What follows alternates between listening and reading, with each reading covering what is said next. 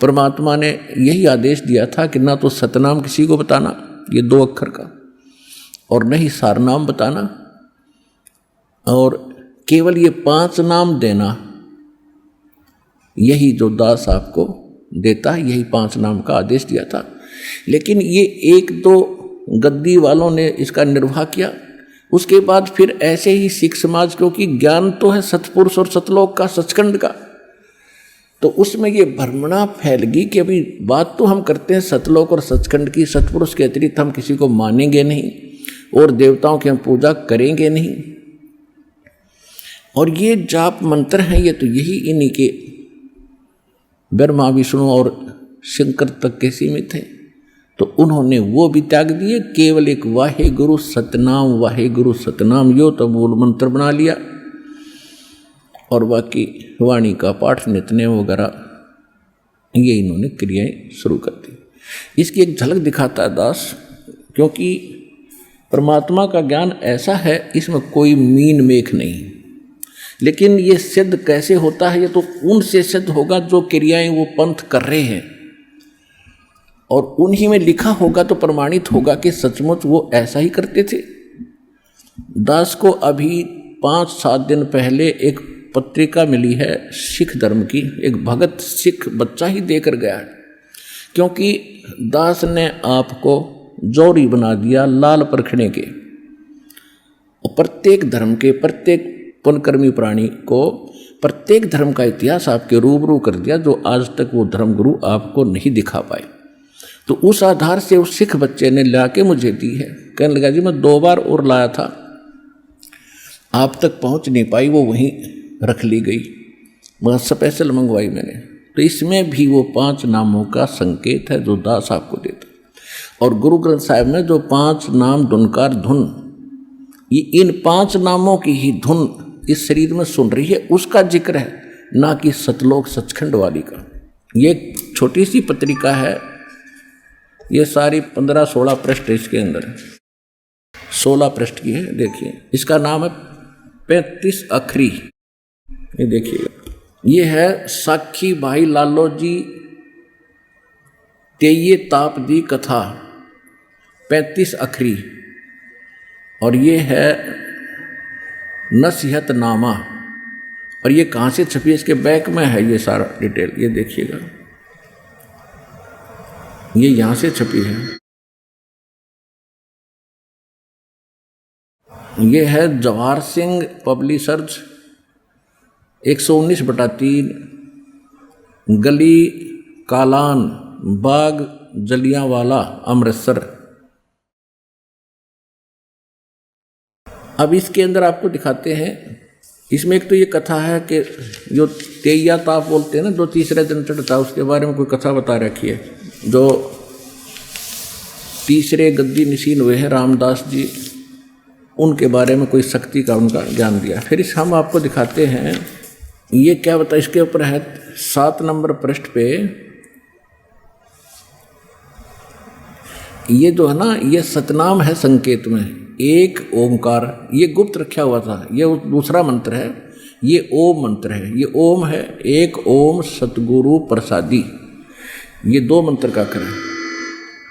ये 35 अखरी, ये इस प्रकार ऊड़ा ईड़ा आड़ा ईड़ी सस्सा, इस तरह के, इस आधार से क्या, ओंकार सर्व प्रकाशी, कि ओंकार ओम ने तो सभी जानते हैं, और आत्म शुद्ध एक अविनाशी, आत्म शुद्ध माने परमात्मा, जैसे परमात्मा वो तो एक ही अविनाशी है। इस आगे फिर इसमें बताया है, ये देखो यहाँ इसके 8 पृष्ठ पे,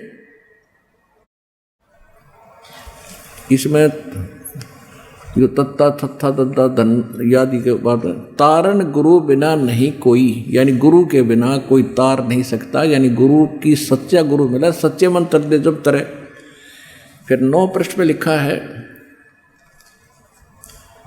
कि धन गुरुदेव मुक्ति के दाते, और नाना नेत वेद जस गाते, आपकी महिमा वेद भी बताते हैं। अब यहाँ देखियो 10 पृष्ठ पे, वासुदेव बिन और नहीं कोऊ। ये वासुदेव ये नहीं है कृष्ण, वासुदेव मन सर्वगतम ब्रह्म, सारी सृष्टि का पालनहार जिसकी प्रभुता सबके ऊपर है। वासुदेव बिन और नहीं कोऊ, नानक ओम सोहम आत्म सोऊ। ओहो, एक शब्द लिखा है, दोनों ये सतनाम लिखा है। ये तो सतनाम का सिर्फ गुप्त लिखा उन्होंने, विधि नहीं बताई कैसे सिमरन करना। फिर क्या लिखा है, ओम हरिम, ओम हरियम श्रियम, और यो किलियम है, करियम लिखा। ये 5 नाम हैं और एक ये ऊपर बता दिया, ये 5 नाम थे वो। ओम, फिर देखो ओम हरियम है, ये हरियम, हरम, हरिम, हरियम और श्रियम और क्रियम, ये किलियम है। रे, कई जगह लय को रे बोलते हैं, जैसे पलवल में, पलवल के आसपास के क्षेत्र के लोग पलवल को परवर बोलते हैं, परवर, और दलिये को दरिया बोलते हैं, दरिया, रे को दय बोलते हैं। तो ये इस आधार से करियम है। अब ये स्पष्ट हो गया। तो पुण्यात्मा दास को वो मूल ज्ञान प्राप्त है, और इस मूल ज्ञान को जिस दिन से दीक्षा देना शुरू किया उसी दिन से ये यही मंत्र दे रहा है, यही ज्ञान बता रहा है।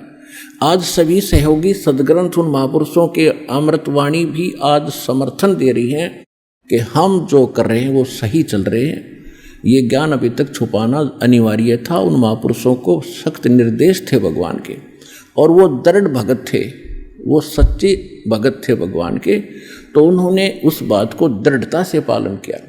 नानक साहिब जी ने अपने पुत्रों को भी ये नाम नहीं बताए, केवल यही मंत्र बताए थे जो उन्होंने फिर आगे चल के छोड़ दिए, इस कारण से कि ये तो इन ब्रह्मा विष्णु महेश की पूजा ये हम नहीं करेंगे, ये पूजा नहीं है। यही बात बिगड़ रही है, क्योंकि हमें ज्ञान तो रहा ही नहीं। अब हमने किसी से उधार लोन ले रखा है, बैंक से ले रखा है या किसी और से ले रखा है। अब हम उसका टैक्स दे रहे हैं, उसकी मजदूरी कर रहे हैं। जैसे हम गवर्नमेंट से लोन ले लिया और उसका हम कर्जा उतारेंगे तो उसकी पूजा थोड़ी कर रहे हैं, वो तो हमारा कर्तव्य बना है। तो इसी प्रकार एक दूसरे शब्दों में, जैसे हमने जल प्राप्त करना है, जल प्राप्त करने के लिए हम जो प्रयत्न करेंगे वो पूजा नहीं है, वो तो साधना है, वो क्रिया है।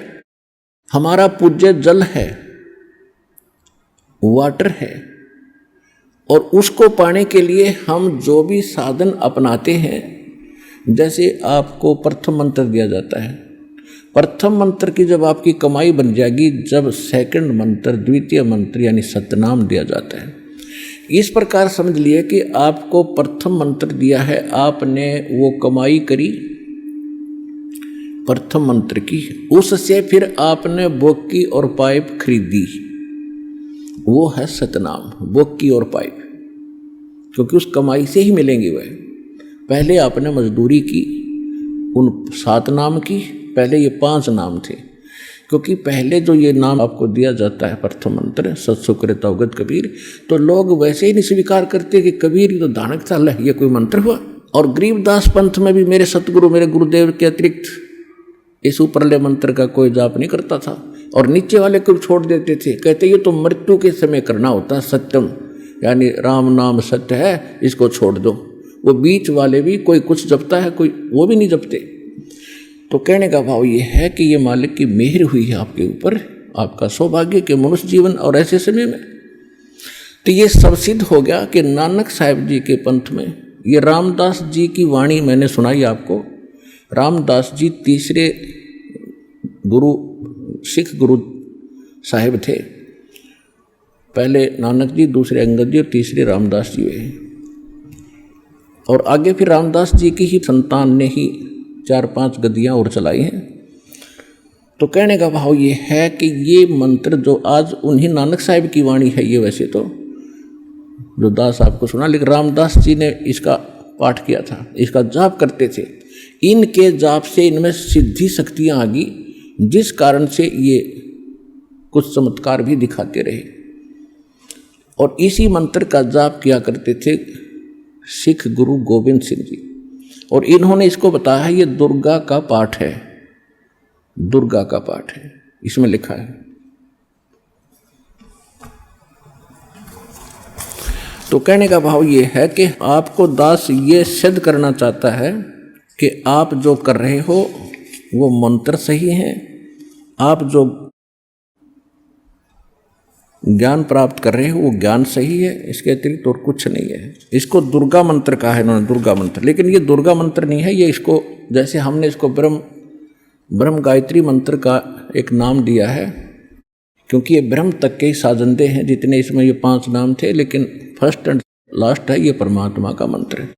तो कहने का भाव ये है पुण्यात्माओं, तो ये भी स्पष्ट हुआ कि जो मंत्र आप कर रहे हो ये सही है। जैसे इनकी हम साधना कर रहे हैं, इनकी पूजा नहीं कर रहे, इनकी साधना कर रहे हैं। साधना क्या है? पूज्य वस्तु को पाने के लिए किया गया प्रयत्न, वांछित वस्तु को प्राप्त करने के लिए, इष्ट वस्तु को प्राप्त करने के लिए किया जा रहा प्रयत्न, उसको साधना कहते हैं। साधना पूजा नहीं होती। अब जैसे सतनाम का जो 2 अक्षर का मंत्र है, ये प्रथम मंत्र तो आपको संसारिक लाभ देगा यहाँ के, क्योंकि हमारे ऊपर बहुत घना ऋण हो गया है और यहाँ के प्रबंधक हैं ये गिने चुने दुर्गा जी, ब्रह्मा जी, विष्णु जी, शिव जी, गणेश जी, और इन्हीं से हमें प्राप्त होता है और इनका कर्जा हमारे ऊपर हो गया है। इस कर्ज को उतारने के लिए, स्वदेश जाने के लिए हमने इनसे ऋण मुक्त होना पड़ेगा। तो ये जो मंत्र आप के दिए जाएंगे ये इनको विशेष प्रभावित करते हैं, ये विवश है इसके प्रतिफल तुरंत देने के लिए। जैसे कई बार आपको उदाहरण देता है दास के, जैसे भैंसे को आप भैंसा भैंसा कहते रहो वो नहीं सुनता है, और उसका एक कोड वर्ड है, विशेष मूल मंत्र है, उसको एक बार कर दे हुर्र, वो ऐसे देखेगा, और दूसरी बार कर दिया तो उधर भाग भी लेगा वो। तो ये वो मंत्र हैं हुर्र वाले, समझ लो। इन मंत्रों के जाप करने से, जब सही ढंग से आप जाप करोगे श्रद्धा से, ये सतर्क हो जाते हैं और ये विवश हो जाते हैं, खिंचे आते हैं। जैसे आपने देखा हो कई गारुड़ सर्प को दूर से बुला लेते अपनी बीन व्यान बगा बजा के, मंत्र मंत्र बोल के। तो ये वो मूल मंत्र है, अजब मंत्र है, गजब मंत्र है जो आपको प्राप्त है। आपको क्योंकि इजीली प्राप्त हो रही है इसलिए इसकी वैल्यू कम लग रही है, लेकिन आज तक किसी को छींट नहीं लगी इन मंत्रों की, और भक्ति करके भी वो उनका जीवन निरर्थक रहा। तो अब इनकी कीमत समझना, इनको संभाल कर रखना। तो मूल मंत्र ये है कि हम इन मंत्रों का जाप करेंगे, हमारे पुण्य इनके पास डिपॉजिट होंगे, फिर आपको ये इस जीवन का सुख देना शुरू करेंगे इस मंत्र से। और प्रथम बार जो भक्त आते हैं उनको परमात्मा अपने कोटे से पुण्य देता है, इस दास के माध्यम से, आशीर्वाद के माध्यम से। तो उनसे आपको तुरंत राहत मिलती है। उसके बाद फिर आपको पैरों पर खड़ा होने के लिए ये साधना या मजदूरी बताई जाती है कि अब अपनी कमाई करो और अपने भंडार भरो भक्ति के। तो प्रथम मंत्र जब आप जाप करते हो उसके बाद आपको सतनाम दिया जाता है। सतनाम ये 2 अक्षर का है। ये भले ही इन मंत्रों में है, लेकिन इन मंत्रों का जैसे जड़ी होती है, जड़ी, उन जड़ियों को 5 का योग कर दिया जाता है तो उनका गुण अन्य होता है।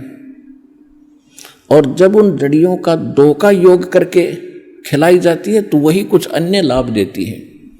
तो इसी प्रकार ये भ्रमित ना होना, क्योंकि जो भ्रमित गुरु लोग हैं वो तुम्हें भ्रमित कर सकते हैं। क्योंकि एक बार एक ऐसे नकली गुरु बच्चों के कहने से, शिष्यों के कहने से आ गया, उसने दीक्षा भी ले ली। वो मेरे से विवाद कर रहा था कि ये कौन से मंत्र हैं, सतनाम भी वही है, पहले वाले मंत्र भी उन्हीं में से दे रहे हो।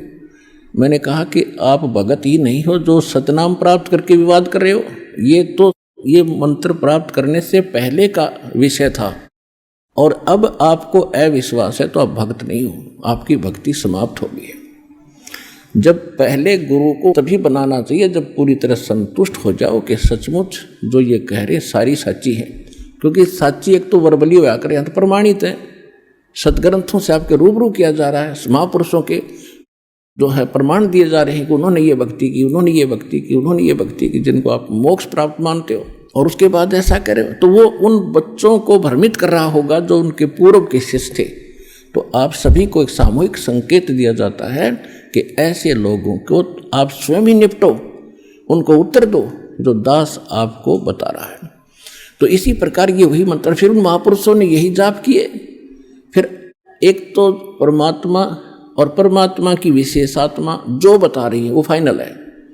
अगर हमें अपनी बुद्धि सही होती तो आज से पहले हम जान लेते इनको, आने की आवश्यकता क्या थी आपको। तो यहाँ आए हो तो दास जो बोले उन्हें फाइनल समझ लेना, प्रमाणित समझ लेना, कति रजिस्ट्री कैसे समझ लेना। आज आपको बताए हैं प्रथम मंत्र से कुछ इस 35 अक्षरी पंजाबी भाषा की थी, इसमें से आपको 500 मंत्र दिखा दिए। और ये नानक साहिब की वाणी है। नानक साहिब जी के लगभग 200 वर्ष सतलोक गमन के बाद ये संग्रह की गई थी उनकी वाणी कहीं कहीं से। तो उसके बाद भी कुछ वाणियाँ रह गई थी, तो उन महापुरुषों ने बाद में अलग से छपवा ली। और इसको गुरु ग्रंथ साहिब में इसलिए भी नहीं रखा होगा कि ये तो उन्हीं ब्रह्मा विष्णु महेश के मंत्र हैं, इनको छोड़ दो। इसी प्रकार आज ये आपके रूबरू कर दिया दास ने। और दास पहले भी कहा करता था कि ये 5 नाम जब जाप करा करते नानक साहिब, और यही बताया करते थे, लेकिन सतनाम उन्होंने किसी को नहीं बताया। अब जो प्रसंग चल रहा है कि प्रथम मंत्र, ये इनकी पूजा नहीं है, ये तो हम मजदूरी करके और इनका ऋण उतार रहे हैं। जैसे आपने लोन ले रखा है या आपके ऊपर कोई बिजली का बिल ज़्यादा है, कनेक्शन कट गया, आप भर नहीं सके, टेलीफोन का बिल नहीं भर सके, कनेक्शन कट गया, तो सुविधाएं समाप्त हुई। उन सुविधाओं को पुनः प्राप्त कराया जाता है। एक गुरु जो है परमात्मा का कृपा पात्र आपका गारंटर बनता है, आपका गारंटर बनता है, जमानती बनता है, और इन ब्रह्मा विष्णु महेश के सामने जाकर कहता है इनके कनेक्शन चालू करो, ये आपका टैक्स किस्तों में देंगे। तो ये तुरंत चालू कर देते उस गारंटर को बीच में आने से। तो यहाँ आते ही आपके वो कनेक्शन चालू हो जाते हैं। आप मजदूरी करते रहिए, आपको संसारिक सुख भी होंगे, उनका कर्ज भी साथ उतरेगा। फिर उनके पास डिपॉजिट होंगे तो वही फिर आपको सुविधाएं ये देना शुरू करेंगे, वो देंगे वर्क डन। और इसके अतिरिक्त परमात्मा आपको अपने कोटे से पहले आपकी कुछ उनके खाते में जमा कराते हैं, तब वो चालू करते हैं आपकी सुविधाएं, पुनः आपको सुख देना शुरू करते हैं। तो इस प्रकार फिर हमने सतनाम प्राप्ति करनी है। सतनाम के लिए 2 अक्षर का मंत्र है, उसको श्वास और उश्वास की बोकी लगानी होती है। जैसे हम जल प्राप्ति करते हैं, जैसे हम जल प्राप्ति करने के लिए हैंडपंप लगाते हैं, तो हमारा पूज्य है जल, वो बोकी और पाइप हमारे पूज्य नहीं है, लेकिन उनके बिना पूज्य वस्तु मिल नहीं सकती। तो वो हमारे लिए अनादरणीय भी नहीं है, वो ठुकराए भी नहीं जा सकते क्योंकि उन बिना मिलेगी नहीं। तो इस प्रकार ये 2 मंत्र हैं, इनकी श्वास उश्वास की बोकी लगानी आपने। खूब समझते होंगे, हैंडपंप हाथ से लगाने वाले या जैसे भी बोकी मारते हैं, गोल गोल पाइप होती है, मिट्टी बाहर डालते हैं, फिर पाइप नीचे डालते रहते हैं। अब बोकी और पाइप का काम है, बोकी का काम है पाइप को जल तक पहुंचा देने का। अभी जल प्राप्त नहीं हुआ, सतनाम से परमात्मा प्राप्ति नहीं हुई, लेकिन परमात्मा के अंतिम छोर पर पहुंच गए। उसके बाद हैंडपंप लगाया जाता है ऊपर, मशीन जिसको बोलते हैं, वो मशीन है सार नाम सार शब्द, वो मशीन है। वो मशीन को फिर लगा करके हैंडपंप को, उसकी भी फिर मेहनत करनी है, मजदूरी करनी है, उसको भी पूजा करनी है, सिमरन करना है, उसका जाप करना, उसको हिलाना है, तब वो पूज्य वस्तु प्राप्त होगी जो हमारा इष्ट था। तो ये है proper way of worship, proper method of worship and complete solution. पूर्ण मोक्ष के लिए, पूर्ण आत्म कल्याण के लिए ये मंत्र हैं जो दास के अतिरिक्त विश्व में किसी के पास ना थे और ना आगे। आगे तो मतलब खत्म हो गया।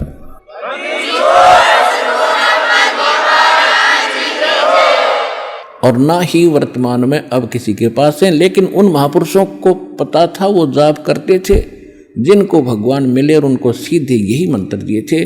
लेकिन उनको कसम दिला दी थी, प्रतिज्ञा दिला दी थी कि अभी इनको सार्वजनिक नहीं करना। तो इसी कारण से ये आज तक छुपा के रखना था। ये धन आपके ऊपर बखेरना था। आप कितनी पुण्यात्मा हैं जो सतलोक आश्रम बरवाला से जुड़ रहे हो, आपको नहीं पता, क्योंकि लाल की कीमत जोर ही जानता है। ये दास वो जोर ही है जो आपके पुण्यों से कितना परिचित है। अब कितनी अच्छी आत्मा हो भगवान की, जिनको ये कंप्लीट कोर्स प्राप्त हुआ।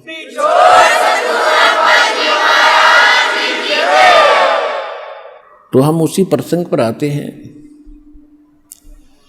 दुख में सुमरण सब करे, सुख में करे ना कोई, जय सुख में सुमरण करे, तो दुख कहे कोई। अब सुमरण करे किसका? राम नाम रटते रहो जब तक घट में प्राण, कभू तो दीन दयाल के बनक पड़ेगी ही काने। अब राम नाम रटते रहो। अब देखो, परमात्मा की इस वाणी को हम कहाँ सेट करा करते कि श्री रामचंद्र पुत्र दशरथ अयोध्या के राजा, हम ये आइडिया लगाया करते थे कि कबीर साहब भी उसी राम के पुजारी थे, श्री दशरथ पुत्र के। नहीं, तुम कौन राम का जपते जापम, तात कटे नयति नूतापम। तुम कौन राम का जाप जप रहे हो जिसे तुम्हारे 3 ताप भी नहीं समाप्त हो रहे। 3 ताप में प्रेत बाधा, किसी के द्वारा कोई जंतर मंतर घाल डाल दी हो, वो भी समाप्त ना होते, और किसी ने श्राप दे दिया हो, किसी ने बद्दुआ दे दी हो, कहते ये भी समाप्त ना हो सकते तुम्हारे उन रामों से, उन भगवानों से। तुम कौन राम का जपते जापम, और ताते कटे न ये 3 तापम। अब परमात्मा धर्मदास साहिब जी, क्योंकि वो भी वैष्णव संप्रदाय से हिंदू धर्म के पुजारी थे, और श्री कृष्ण जी के, श्री विष्णु जी के विशेष पुजारी थे। शंकर जी की भी साधना वो साथ साथ किया करते थे, जैसे हम सभी करते हैं हिंदू धर्म में जन्मे प्राणी। परमात्मा के ज्ञान को समझकर, सुनकर भी उसके हृदय में काफी शंकाएं शेष रह गई। एक दिन उन्होंने परमात्मा से प्रार्थना की है, परमात्मा मैं हूँ तो तुच्छबुद्धि प्राणी, लेकिन मेरा पिछला जो बुरा संस्कार, बुरा ज्ञान मुझे कचोटता रहता है दाता। यदि उसका शंका का समाधान नहीं हो पाएगा तो आपका दास कहीं ना कहीं विचलित हो जाएगा, और आपके अतिरिक्त मैं पूछूं किससे, क्योंकि ये ज्ञान किसी के पास विश्व में है नहीं। इसलिए मुझे रह रहकर आपसे अर्ज करनी पड़ती है कि जैसे श्री कृष्ण जी अर्थात विष्णु अवतार श्री कृष्ण जी ने राजा मोरध्वज के पुत्र ताम्रध्वज को आरे से कटवा दिया था, वो मर गया था, मृत्यु को प्राप्त हो गया था, और वो फिर जीवित कर दिया भगवान। अब ये बुद्धि काम नहीं कर रही, क्या उनमें शक्ति नहीं थी? परमात्मा समझ गए कि काल तो अभी इसके बैठा है बुद्धि के अंदर। परमात्मा ने कहा बेटा बहुत अच्छी बात है कि शंका का समाधान करवा ही लेना चाहिए, अन्यथा फिर ये बहुत हानिकारक हो जाता है। अब सुन ले बात। वही श्री कृष्ण जी महाभारत के युद्ध में, जिसमें अभिमन्यु की मृत्यु चक्रव्यूह में हो गई थी, पांडवों का इकलौता पुत्र था, श्री कृष्ण जी का सगा भांजा सुभद्रा पुत्र अभिमन्यु था, जो श्री अर्जुन के ब्याही थी सुभद्रा, और उस अभिमन्यु को श्री कृष्ण जीवित नहीं कर सका। तब कहाँ गई थी बेटा वह शक्ति उस तेरे भगवान की? हमारी तो इतनी बुद्धि थी, फेल हो गया। हाँ, यह बात तो आपकी सही है जी। उस समय तो घना जरूरी था उसको जीवित करना। सुभद्रा रोए, पांचों पांडव रोए, पांचों पांडवों का कुल नाश हो रहा था। और आप बात कर रहे हो क्या उनमें शक्ति नहीं थी? अब आप पर बता दे धर्मदास, उसमें शक्ति थी कि नहीं थी? वो जरूरी था, वो तो तक जीवित नहीं कर सका। और वो जाकर ताम्रध्वज का पुत्र कटवा के वहां को जा करी उसने, वहां क्यों ना किया? करबद्ध होकर कहा धर्मदास जी ने, दाता आपकी लीला आप ही जानो, ये भी समाधान आप ही करोगे। तब परमेश्वर ने कहा कि ताम्रध्वज की आयु शेष थी बेटा। अरे ये तो छोटे मोटे परमात्मा की भक्ति करके साधु संत करके दिखाते ड्रामा। अभिमन्यु को जीवित करता जब मानते उसको शक्ति है उसके अंदर, क्योंकि अभिमन्यु की आयु शेष नहीं थी, वो प्रारब्ध उतना ही था उसका। तो ये कोई ना संस्कार बदल सकते हैं, ना आयु बढ़ा सकते, ना घटा सकते। और ये छोटे मोटे जंतर मंत्र तो आम संत कर देता बेटा। धर्मदास चरणों में गिर गया, बहुत बुरी तरह रोया। दाता ऐसा गजब का ज्ञान आपका, ऐसे प्रमाण दाता हम मूर्ख भूले बैठे थे। तो वो समर्थ कौन है? क्योंकि जब तब तक परमात्मा ने उसको सचखंड नहीं दिखाया था, तो तब ये कहते कि मैं हूं, तो फिर वो मुरझा जाता। क्योंकि हम परमात्मा को निराकार मान रहे थे, चाहे कृष्ण के पुजारी थे, चाहे विष्णु के पुजारी थे, मूर्ति साथ रखते थे। और फिर भी चर्चा होती थी, क्या करते हो, समाधि लगाते हो? कहाँ लगाता हूँ। भगवान देखा, भगवान थोड़ा ही दिखता हो तो निराकार है, उसका प्रकाश देखा जाता। ऐसी अकल थी हमारी भक्ति में। विष्णु जी कौन है फिर? जब भगवान निराकार है तो उसकी मूर्ति सामने। ऐसा फ्यूज ज्ञान था हमारा। तो इसलिए परमात्मा ने उसको सचखंड ले जा करके उससे परिचित कराया, सतलोक ले जाकर वापस छोड़ा। जब चरणों में गिर गए, परमात्मा आप ही हो दोनों ठोर। लेकिन वहां आपका इतना नूर है, इतना तेज है शरीर का, जहां वहां देख के आया हूं, वालिक यहां क्यों छुपा रखा है? कहने लगी उस नूर में यदि मैं यहां आ जाऊं तो तुम्हारी चरम दृष्टि देख नहीं सकती। वहां तो तुम दिव्य दृष्टि से देख रहे थे मेरे को। तेरे शरीर वहां नहीं था, तेरी आत्मा साथ थी, सूक्ष्म शरीर। वहां जाकर तुझे दूसरा शरीर दिया गया जिसके अंदर दिव्य दृष्टि काम करती है, चरम दृष्टि नहीं है। और दूसरे ये निरंजन यहाँ पागल हो जा जब मैं उसी रूप में आ जाऊं। मैं तो छुपा बैठा हूं, इसको भी नहीं पता ये भगवान है। आज तक कोई कबीर साहब को परमात्मा उदाहरण काशी वाले को सोच सकता है कि कबीर और दुल्हा भगवान है? सपना भी नहीं था। आज तो 100 प्रमाण देकर दास ने भगवान को भगवान सिद्ध किया आपके सामने कि ये है भगवान। गीता बतावे, वेद बतावे, आंखों देखा संत बतावे। जब हृदय में स्वीकार किया कि कबीर इज गॉड।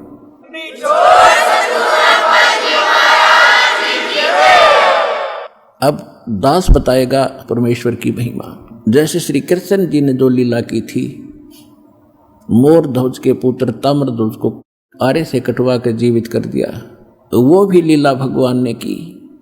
उदाहरण देता हूं। एक मनियार था। मनियार समझते होंगे, पहले चूड़ी पहनाते थे गांव में बहनों को, मनियार और उसकी पत्नी मनियारी। ये दोनों मनियार और मनियारी का काम किया करते, पति पत्नी। सम्मन और नेकी। नेकी पत्नी का नाम था, सम्मन उस भगत का नाम था। और वो परमात्मा के शिष्य थे। उनका एक पुत्र था जिसका नाम शिव था। उसको अपभ्रंश सेऊ कहा करते थे, सेऊ। और सेऊ ही नाम से वो ज़्यादा प्रसिद्ध था। वो लड़का छोटा था, 10-12 वर्ष का, और सभी परमात्मा की भक्ति करते थे। सम्मन और नेकी जहाँ भी जाते थे चूड़ी पहनाते थे, बहनें इकट्ठी हो जाती थी, उनको अपने गुरुदेव की महिमा सुनाया करते थे कि हमारे गुरुदेव जी स्वयं परमात्मा आए हैं। उन्होंने ऐसे ऐसे लीला की है कि सिकंदर लोधी राजा को जलन का रोग था, वो कहीं भी स्वस्थ नहीं हो रहा था। सब काजी और मुल्लाओं और पीरों ने सभी जंतर मंत्र कर लिए थे। भारतवर्ष के सभी सुप्रसिद्ध वैद्यों ने दवाई दे करके अपनी कोशिश कर ली थी। हिंदू धर्म के ऋषि महर्षि साधु संतों से भी दुआएं मांग ली थी, आशीर्वाद ले लिए थे। और हमारे गुरुदेव जी ने आशीर्वाद मात्र से सिकंदर लोधी राजा दिल्ली के बादशाह का जलन का रोग स्वस्थ कर दिया था। वो स्वस्थ कर दिया था, नाश कर दिया उसका रोग। और सिकंदर लोधी ने, अब थोड़ी सी कथा ये भी सुना देता हूँ। सिकंदर लोधी को जलन का रोग हो गया था। इतना भयंकर रोग था कि उसने सब जगह जंतर मंतर करा कर फेल हो लिया था। अंतिम सांस गिना था। मुसलमान तो मानते नहीं नेक्स्ट जीवन। हिंदुओं के ऋषियों ने, संतों ने बता दिया था कि महाराज ये आपके पिछले जन्म का पाप है, ये तो भोगना ही पड़ेगा, आपके प्रारब्ध में लिखा। अब उसने कोई चारा था नहीं, अंतिम उस रोग को लिए हुए जी रहा था, ना कुछ खा रहा था ना पी रहा था। किसी ने आकर उसको बता दिया कि बनारस के अंदर एक संत हैं और कबीर नाम है उनका, और जुल्हे के घर उनका जन्म है। उन्होंने जन्म मानते थे, मालिक का जन्म नहीं था। यदि वो दया कर देंगे आपका रोग नहीं रहेगा। मालिक की इतनी महिमा हो चुकी थी। कहते मरता क्या नहीं करता कि भी चल अंतिम एक और ट्राई कर लेता हूँ। अंगरक्षक लेकर 500-600 हज़ार हाथी पर सवार होकर बनारस पहुँच गए। बनारस के राजा थे वीर देव सिंह बघेल, हिंदू राजा थे, और वो भी परमेश्वर कबीर जी के शिष्य हो चुके थे। उनकी पावर, शक्ति और चमत्कार देख के जब सिकंदर लोधी वहाँ पहुँचा तो वीर सिंह से प्रार्थना की कि यहाँ कोई काशी में कबीर नाम का कोई जुल्हे के घर कोई संत है और मैं बहुत दुखी हूँ वीर सिंह, मुझे कहीं से भी राहत प्राप्त नहीं हो रही, अंतिम सांस गिन रहा हूँ। वो कोई है, आप जानते हो उसको? नहीं तो पता कराओ और उसको बुलाओ। क्योंकि वीर देव सिंह बघेल मालिक के ज्ञान से और शक्ति से परिचित था, और उधर से दिल्ली का सम्राट और वो छोटा राजा एक नरेश अक्षेत्रीय, उस सम्राट के सामने वो नो नहीं कर सकता, यस ही करना पड़ता है। तो उसने एक तरकीब से बात की कि महाराज जो आपका हुक्म वही होगा, लेकिन वो संत परम संत हैं, मैं उनको खूब जानता हूँ, और उन्होंने रजा कर दी तो आपका रोग नहीं रहेगा। तो कहा जल्दी बुला के ला, देर ना कर, मैं तो एक एक सांस गिन रहा हूँ, दुख से बहुत पीड़ित हूँ, आग लगी पड़ी है पूरे शरीर में। तब वीर सिंह ने कहा कि जो आपका हुक्म वही होगा राजन, लेकिन कहते हैं मैं सुनता हूँ उनके विचारों को कि संत साधु को बाई ऑर्डर नहीं बुलाना चाहिए, और यदि हम बाई ऑर्डर बुला भी लेंगे, उन्होंने रजा नहीं बख्शी, तो हम वहीं के वहीं फिर रह जाएंगे। तो साधु संत के पास स्वयं ही चल के जाना चाहिए महाराज, और जैसे आपका आदेश हो वैसे ही करेंगे। वो तो मरा पड़ा था कि नहीं, फिर तो मैं ही चलूँगा। अब शाम का समय हो गया था। वीर देव सिंह को मालूम था कि शाम के समय परमात्मा कबीर जी, स्वामी रामानंद जी पंडित जी के आश्रम में गंगा घाट के किनारे आते हैं, शाम ने आरती वहीं करते हैं। और रामानंद जी को परमात्मा सचखंड लेकर गए थे। जब पंडित जी मान्या था तो सतलोक में देख लिया था भगवान को, और जब कहा था दो ठोड़ है एक तू भया एक से दो, और गरीबदास समकारणे तुम आए हो मगजो। तो रामानंद जी को परमात्मा ने एक प्रतिज्ञा दिला दी थी कि इस परंपरा का निर्वाह करने के लिए, आने वाले समय में गुरु शिष्य का नाता बनाए रखने के लिए, अनिवार्यता सिद्ध करने के लिए आप मेरे गुरु बने रहोगे, लेकिन मंत्र जाप ऐसे करोगे जो मैं बताऊंगा। तो वो रामानंद जी आंखों देखने के बाद बिल्कुल रो पड़े थे कि ये अपराध मुझसे होगा नहीं। परमात्मा बोले मेरा आदेश समझ लो, नहीं तो आने वाले समय में ये नकली लोग कहा करेंगे कबीर जी ने कौन सा गुरु बनाया था, गुरु की आवश्यकता ही नहीं है, ये दाव लग जाएगा काल का। तो रामानंद जी विवश होकर के उनके इस बात को माना था। तो रामानंद जी एज ए गुरु और शिष्य का केवल निर्वाह कर रहा था, उसको आत्मा से पता था ये शिष्य नहीं भगवान है। अब शाम के समय वीर सिंह बघेल, काशी नरेश और भारतवर्ष का सम्राट, दिल्ली का बादशाह। उस समय भारत बहुत बड़ा था।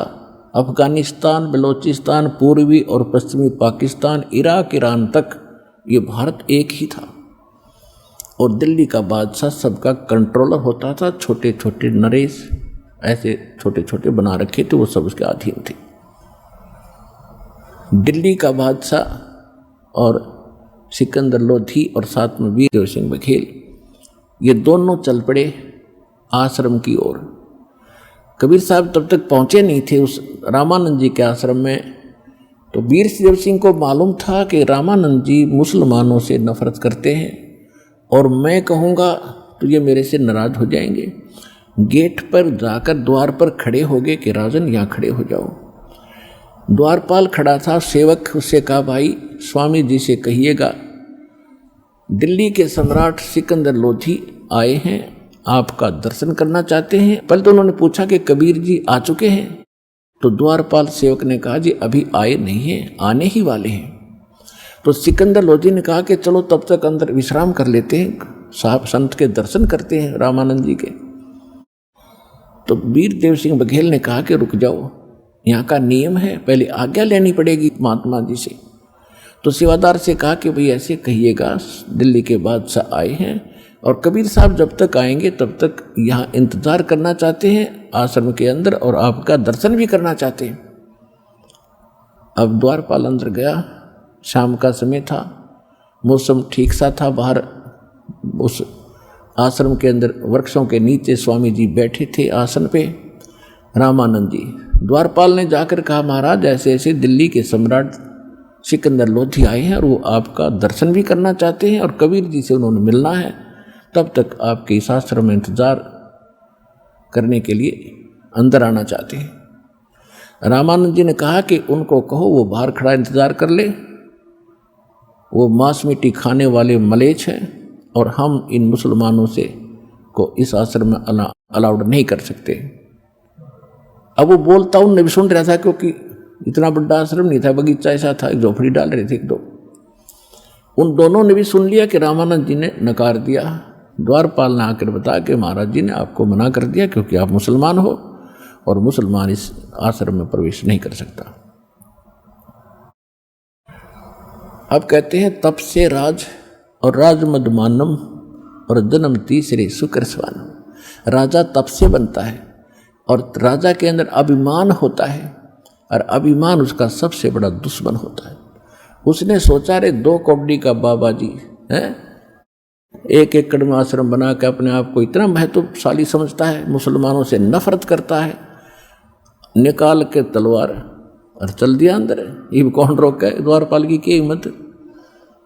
सामने जाके गुस्से में रामानंद जी की गर्दन काट दी। अब ये मन का सांग है, सारा मन का खेल है, ये पापी है मन, ये काल है। पहले जुल्म करवाता है और फिर उसका दंड भुगतवाता है।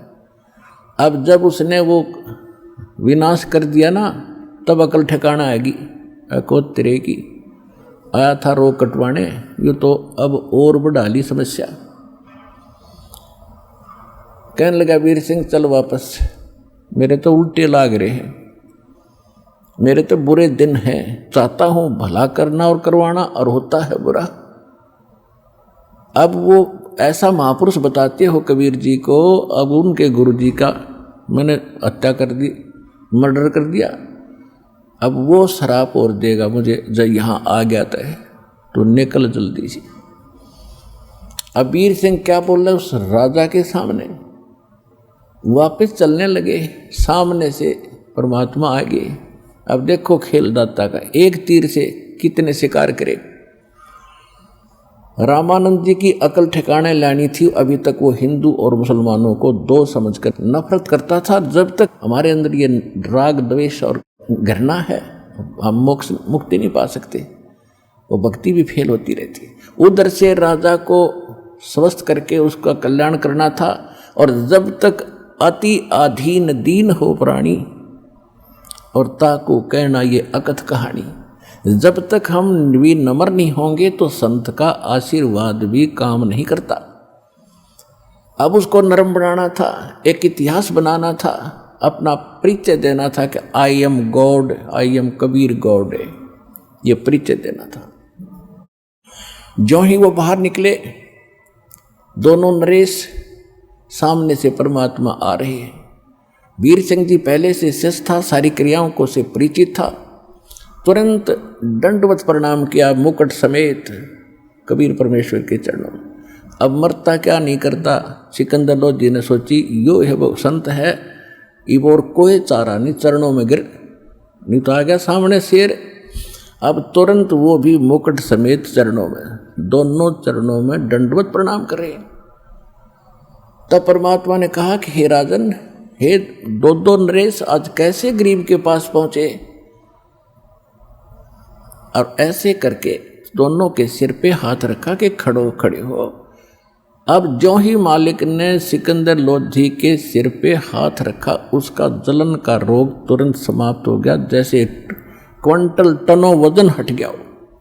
बोलो सतगुरुदेव कबीर भगवान की जय।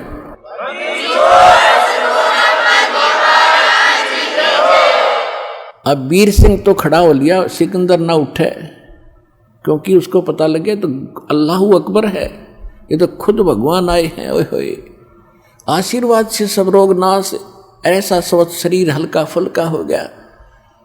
अब उसने सोची कि अब ये पता लगेगा इनको कि इनके गुरुजी का मैंने मर्डर कर दिया और ये मुझे फिर वही रोग दे देगा। इसलिए पैर नहीं छोड़ रहा, रो रहा बुरी तरह, परवरदिगार बख्श दो, परवरदिगार मैं अपराधी हूँ। और एक बात और है कि संत के पास आने से मन दूर चला जाता है। ये मन बकवादी है, सारे ऊट पटांग काम ये मन करवाता है, आत्मा को दबा के रखता है। संत के पास आने से मन पीछे हो जाता है, वो डरता भूत है ये, और आत्मा उभर जाती है। आत्मा तो निर्मल है, दयावान है, चाहे वो कोई भी कसाई भी क्यों ना है। तो वहाँ मन हट गया, आत्मा उभर के आएगी सिकंदर लोधी की, और कहता है परवरदिगार मैं अपराधी आदमी हूँ, मैंने बहुत जुल्म कर दिया, ऐसा घिनौना अपराध कर दिया कि अक्षम्य नहीं है, आप मुझे माफ़ नहीं करोगे, मुझे क्षमा कर दो परवरदिगार। परमात्मा बोले भाई कोई बात नहीं, क्या हो गया, ये तो सारा संसार ही गलतियों का पुतला है। संत के पास आते हैं तो बुराइयां छुड़ाई जाती हैं। आप परमात्मा अंतर्यामी जाने थे वो तो सारी, कि नहीं महाराज मैंने बहुत जुल्म कर दिया, आप अक्षमा नहीं कर सकते, आप अक्षमा कर दो मुझे। परमात्मा बोले जो भी तूने कुछ भी कर दिया, उठ, रो ना बुरी तरह, और अक्षमा कर दिया। कि महाराज मैंने वो सारी कथा बता दी कि मैं इतना दुष्ट हूँ, मैंने याचना की आपके गुरुदेव जी से कुछ समय अंदर विश्राम करने की, आपके इंतज़ार के लिए। उन्होंने अभद्र तरीके से मुझे बुरे शब्द कहे, मुझसे सहन नहीं हुए कि ये राक्षस हैं जो मांस खाते हैं, मलेच्छ हैं, मुसलमानों को इस आश्रम में आना अलाउड नहीं है। तो मेरे अंदर युवराज का कीड़ा उठ गया और मेरे पर रुका नहीं गया, और मैंने आपके गुरुजी की हत्या कर दी तलवार से, मुझे माफ़ कर दो। फिर गिर गया चरणों में।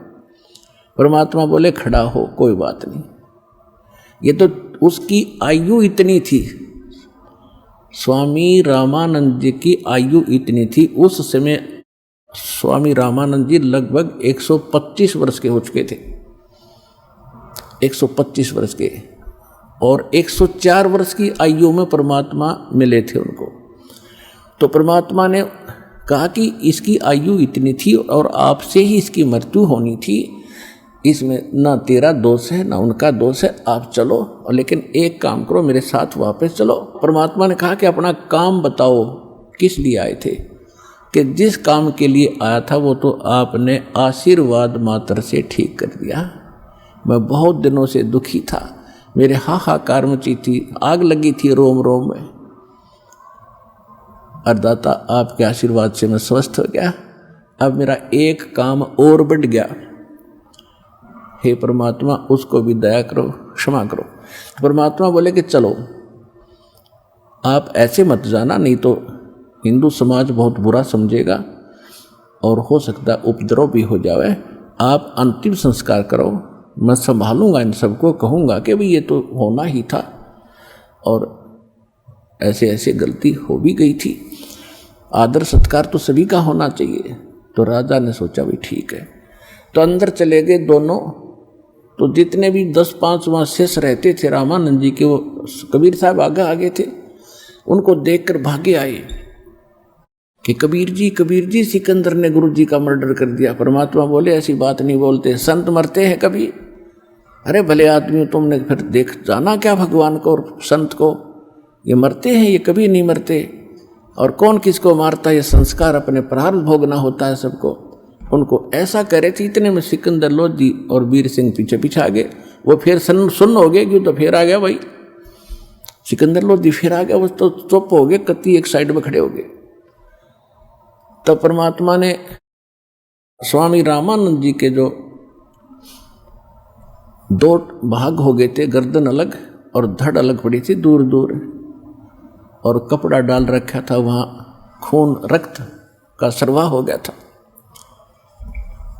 अब परमात्मा कबीर साहब ने दंडवत प्रणाम किया चरणों की ओर उस स्वामी रामानंद जी के मृतक शरीर को, और चरण पकड़ के कहा, गुरुदेव उठो, संध्या आरती का समय हो गया है, और उठो, देखो दिल्ली के बादशाह और काशी नरेश साहब के दर्शनार्थ आए हैं।